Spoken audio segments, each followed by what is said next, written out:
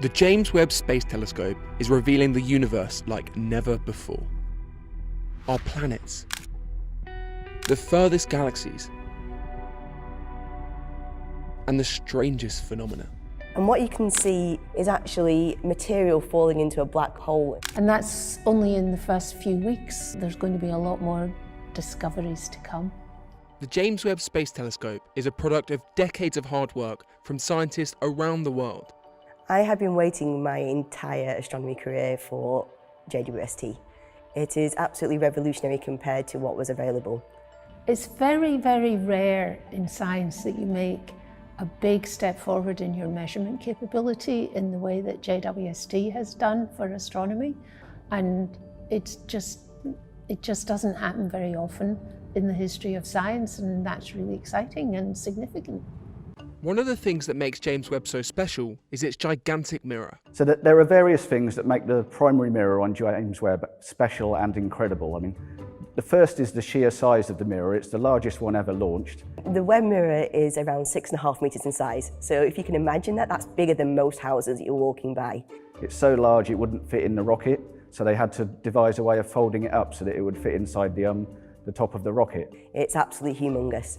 And that makes a really big difference in terms of the sensitivity of the telescope. Well, it's thousands of times more sensitive than Hubble. It's a step forward of factors of 1,000 or more. Factors of several thousand, in fact. I'm correcting myself. The bigger the mirror, the more light you collect. The bigger the collecting area, the more sensitive you are and the further you can see.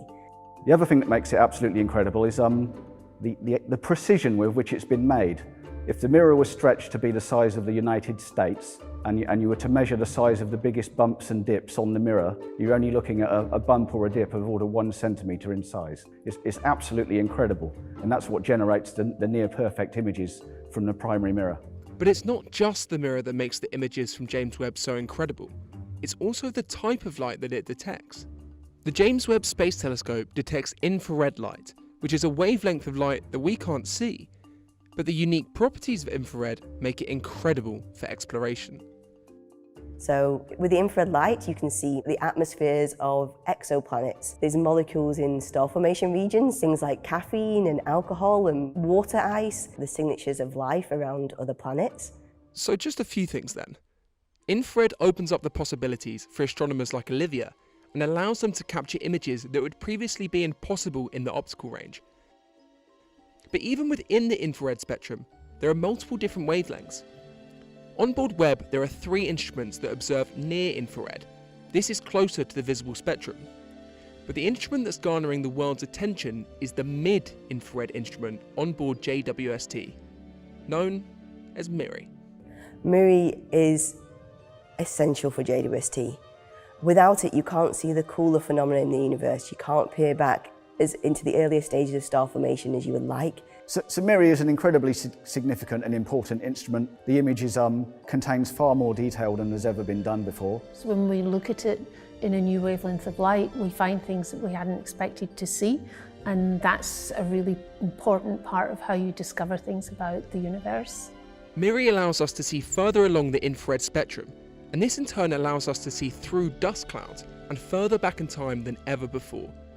That's because as galaxies move away from us, the colour they emit shifts further into the infrared, so the longer the wavelength we can observe, the further back in time we can see.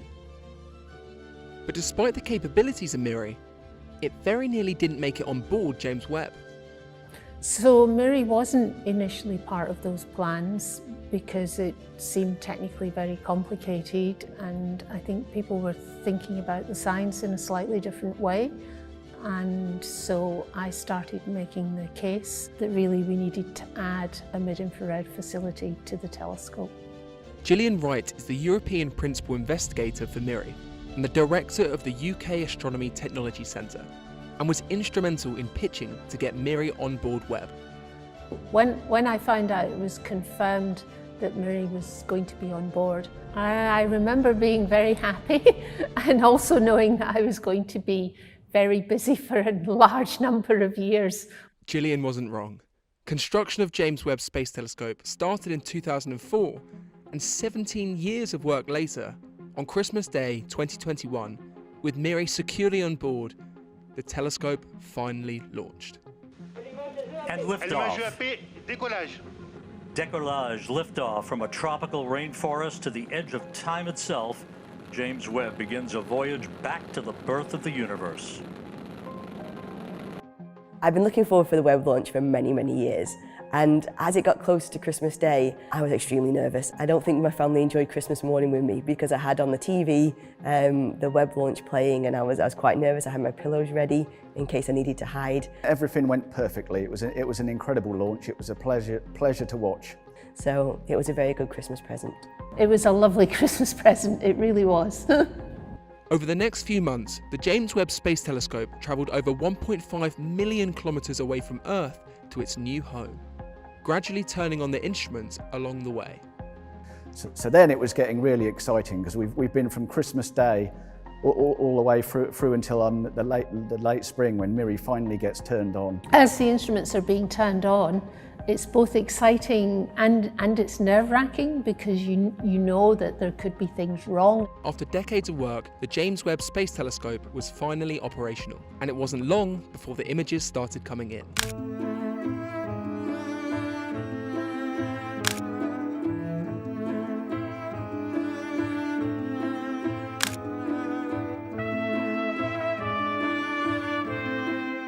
I knew when Webb was going to take its first images, they were going to be spectacular.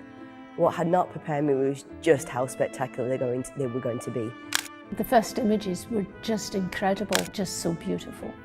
It was amazing. And then when the first images came back, I was just absolutely astounded at how good everything performed. And I've been smiling ever since. It's almost emotional. The images are spectacular, and the only thing more spectacular than the images are the discoveries that lie within them. So one of the things I think that's really exciting about the early images is the way they show how MIRI really adds information. I can see details in there that I knew existed, but I never thought I'd be able to see with a scientific instrument. Some of the first Webb images released were of the Southern Ring Nebula. This is a planetary nebula, which is a star at the very end of its life. In the MIRI image, we see actually a second star. So we can see a red star and a white star. So these are actually a binary system, and that's the very first time we've seen this binary companion in the Southern Ring Nebula. This is an image of Stephan's quintet, 5 galaxies that are interacting with each other. And what you can see in this galaxy up here is actually material falling into a black hole in an active galactic nuclei. You can see the material in the galaxy is actually orbiting and falling into the galaxy itself. This is 13 times further than what we've been able to see before in the infrared. I mean, JWST has already found the furthest galaxies we've ever seen, the highest redshift ones, the closest, and that's only in the first few weeks of operation, and that's really exciting, and I think it's an indication that there's going to be a lot more discoveries to come. With Webb, we've designed it to answer many of the questions we already know about the universe. But as with all new telescopes, there's a realm of new discoveries. The mysteries that will arise, I think they're really exciting. New questions to answer. The questions we don't know how to ask just now, and I think that's really exciting to see something that not only has nobody ever seen it before, but nobody expected to see it. I feel very privileged to be part of this.